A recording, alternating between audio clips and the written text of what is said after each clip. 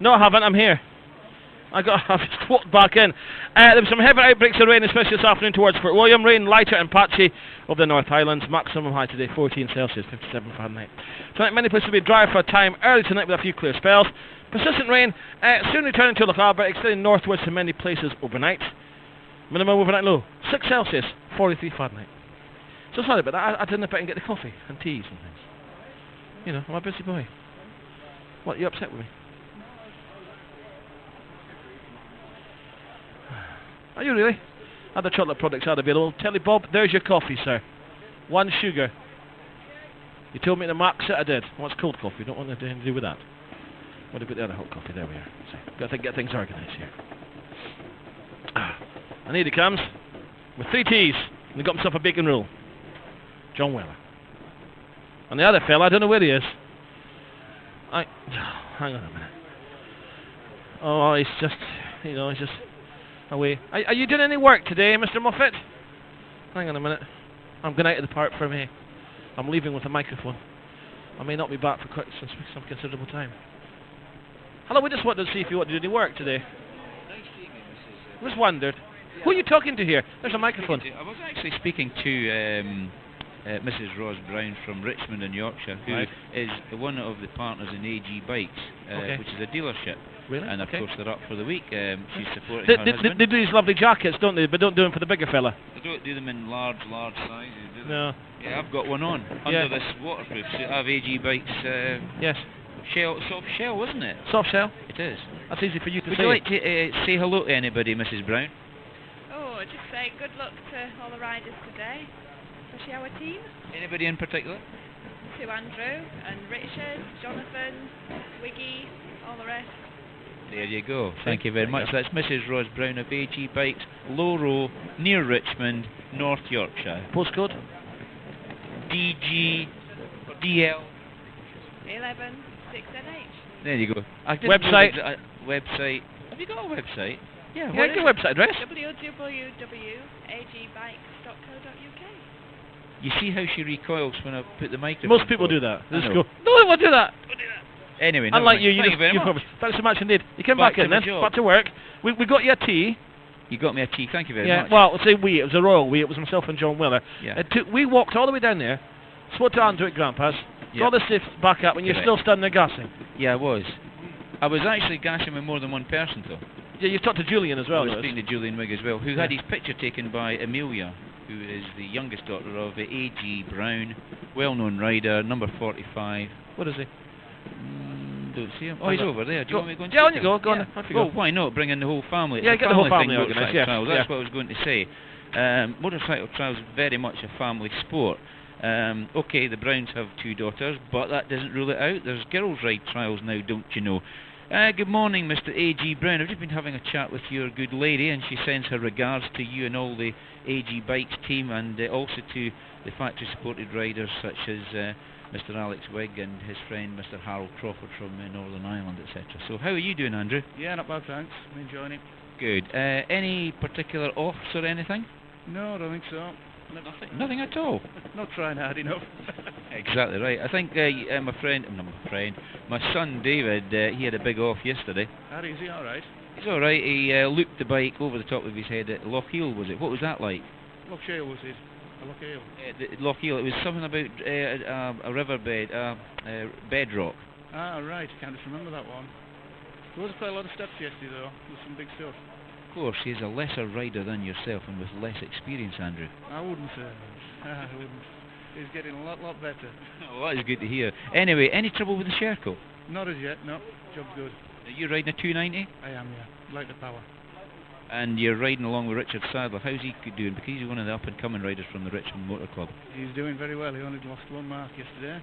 He's looking good. That's good. Well, anyway, I'll let you get on with maintenance. That's A.G. Brown of A.G. Bikes, Low Row, Richmond, the boss himself. Thanks very much, John. agbikes.co.uk. That's right. You got the website. Yeah. Quick word with this guy. He's got some time, I wonder. Rider number 39. Alex Wigg, Sherco Factory rider. How are you this morning, Alex? All the better speaking to you, John. Oh, like that. Thank you.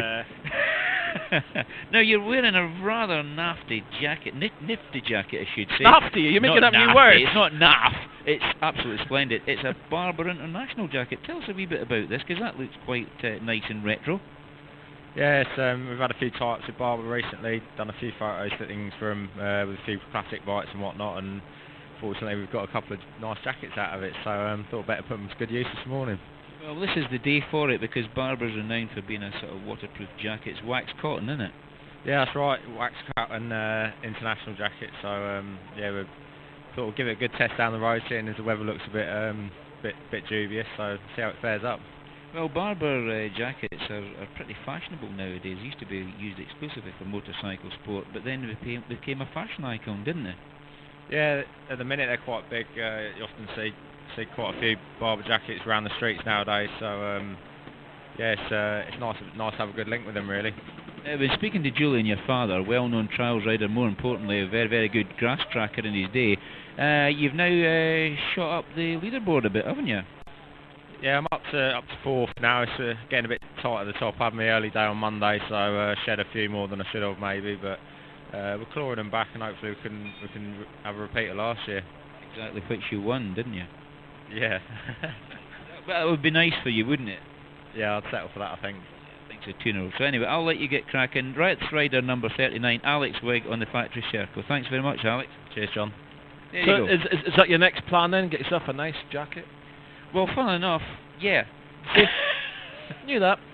I know not- the way you operate now. It's taken me not- 5 not- years to not- suss you out. not but for not, yeah. nothing, I'll Oh, no. That'll always be... I'll a certain amount of purchase coin it. of the realm will turn. Yeah, will yeah, change yeah. hands. I Possibly. don't know. Even if it was that, I mean, I do actually have a couple of them.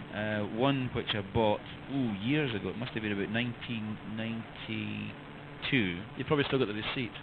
Probably. Yeah. And the other one, which was bought in 1962, which was my old man's, and it's bigger than mine. But having said that, we did a photo shoot thanks to Pete Bremner, chairman of the Edinburgh District Club. We went to Dingwall a few weeks ago to the National Hotel, reenacted a photograph that was taken 100 years ago to celebrate the Scottish 6 Days trial. Yeah. And I thought, well, may as well look period. I took a period bike. I took a 1964 350 AJS, and with me I took both my own jacket and my late father's jacket. And your old man's jacket fits snugly now. Fitted okay, Yes, the other and one's too my small. jacket was too small. Everybody thought it was my little brother's, which I don't have. So I think I gave it to David to wear. So we reenacted it. What did David take? What did we take over? We took over 3 bikes. Took a monoshock Yamaha from the 1990s. We took a 1973 Bultaco 250. Yeah. And You almost fall over there. just about, and we took the 350 short stroke AGS, very similar to the one that Gordon Jackson won the 1961 trial on. Which was one of the questions last night. It was, and it wasn't a replica, because they actually, the story about Gordon Jackson is quite interesting, very short. When he won in 1961, Bert Thorne, the sales manager of Comerfords and Thames Ditton, rushed right up to the sales agent for AGS and matchless motorcycles, which was AMC, and said, we want 100 replicas of Gordon Jackson's bike. And that was an immediate purchase order placed with the factory, and they didn't produce them. They produced them later, and the first ones to come out the short stroke was a matchless variant.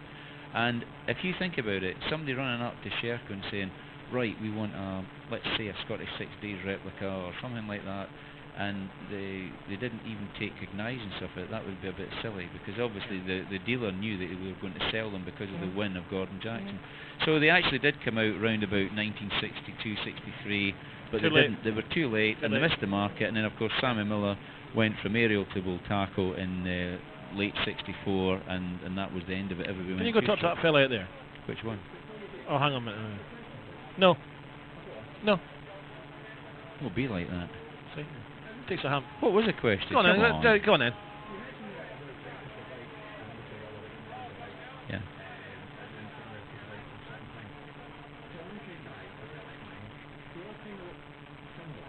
That's why they're replicas. What are a replica?